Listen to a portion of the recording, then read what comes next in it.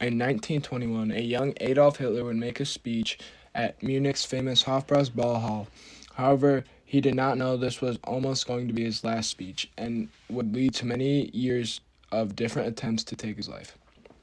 At the Hofbräu Beer Hall, many pro-Hitler/Nazi/fascist supporters came to listen. But there also was opposing support from the dreaded Communist Party. People from both these groups ended up getting drunk and getting into a brawl. This brawl then led to a group of unknown assassinates pulling a pistol and firing multiple shots towards the podium where Hitler was speaking. Hitler was unhurt and seemingly unfazed as he continued speaking for 20 more minutes until the police were able to arrive. I am Maurice Bavod. I am a Swiss theology student, and I believe Hitler is a threat to the Catholic Church and an incarnation of Satan. I started stalking Hitler and plotting to kill him due to the feeling of it being my spiritual duty and had a seemingly perfect plot. I had it planned for November 9th, 1938, when Adolf Hitler would be marching through the streets of Munich to celebrate the anniversary of his famous beer hall putsch. I was able to find a seat in a grandstand along the parade route and wait for Hitler to pass by. However, before I could draw out my pistol, the crowd stood up to salute Hitler, blocking my view. I ended up giving up and attempting to flee from Germany. However, this also wouldn't work as the Gestapo found my gun, maps, and began interrogating me. I confessed to this plot and ended up being executed via guillotine in May of 1941. My name is George Elzer. I am a struggling German carpenter and also a communist strongly opposed to Nazism and Hitler. I believe Adolf Hitler is going to destroy our country by leading us into war and financial ruin. I began spending all my time constructing a bomb that was set to detonate during Hitler's speech on the anniversary of the beer hall putsch. I completed the bomb set with a 144-hour timer and moved to Munich. Once in Munich, I began sneaking into the Burger Bunker where Hitler was planning to speak and started hollowing out the area of a stone pillar where I was to plant my bomb. I successfully planted the bomb without anybody knowing and set it to blow up at 9:20 p.m. on November 8th, which was going to be in the middle of his speech. However, this plan would go to waste as Hitler moved the speech up 1 hour due to the World War II, meaning it would start at 8 rather than 9. Hitler finished his speech at 9:07 and was able to leave the building by 9:12, only 8 minutes before the bomb was set to detonate.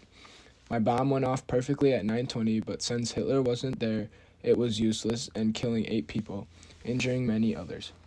I was later caught that night trying to steal across the Swiss border, and once authorities found my bomb plans, I confessed to the plot.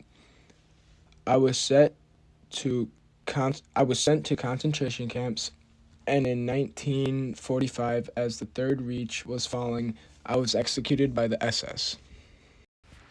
I am Henning von Tresco. I knew Hitler was flying from Vinica, USSR, home to Berlin, Germany, but was making a stop in Smolensk in the Soviet Union, where I was waiting with a box that I asked one of Hitler's staff officers to bring to 2 senior officers in Berlin, which contained 2 bottles of brandy. However, that was my disguise. The officer did not know that I actually had 2 bombs in there that were set to go off in 30 minutes when the plane with Hitler was back in the air. I had a great plan with people in Berlin ready to take control of the government with the code word flash. However, the bomb never went off. My co-conspirator, Fabian von Schlabrendorf, and I were shocked when news came through that Hitler had landed safely in Berlin. We also began panicking due to the bomb being found. I began thinking and quickly came up with a plan and called the officer to tell him there was a mistake with the package.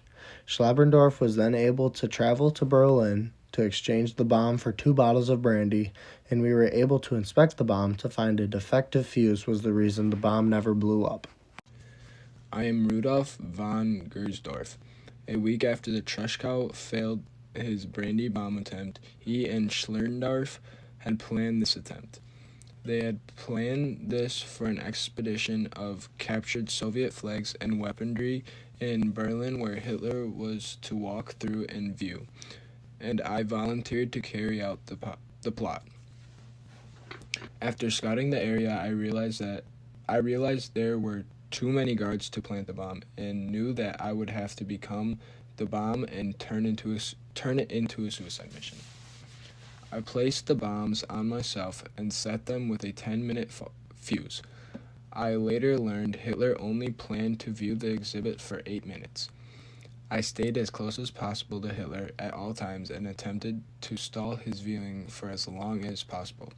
However, I was unsuccessful as Hitler left with time still left on the fuse. Right away, when Hitler left, I dashed to the bathroom to defuse the bomb, and with only seconds remaining, I was successful and able to save my life. My name is Klaus van Stauffenberg, and I was the center of one of the greatest plots for Adolf Hitler's life. I got Henning von Treschow, Ludwig Beck, and Friedrich Olbricht to join me as co-conspirators. We all believed Hitler was leading Germany to a suicidal war after the D-Day invasion. So, on July 20th, 1944, during a meeting in the Wolf's Lair, I was able to plant a briefcase under a table that Hitler would be using, and then left the room. However, only a few seconds before the blast, a different officer moved the briefcase away from Hitler, so when the explosion happened, I believed Hitler was dead, even though he only sustained minor injuries. Because I thought Hitler was dead, I flew to Berlin to start Operation Valkyrie. I never received confirmation about Hitler's death, so the plan stalled, and after hearing Hitler was alive, the commander of the reserve army who was planning to help overthrow the government, Friedrich Fromm, turned on us to hide his association. Myself and Friedrich Olbricht were executed on the following day, July 21st. Hundreds more people thought to be involved were arrested, and around 200 people were executed. Ludwig Beck was arrested and chose to commit suicide before his trial. Henning von Treschow committed suicide after he learned the plot had failed. Erwin Rommel was given the choice to stand trial or spare his family and commit suicide. Rommel chose to commit suicide, and due to being a respected figure in the Nazi Party, they lied about the true cause of his death and gave him a state funeral. The man who turned against us to hide his association ended up being caught, and Friedrich Fromm was executed by firing squad in 1945. Our life lesson was to stand up for what you believe is right.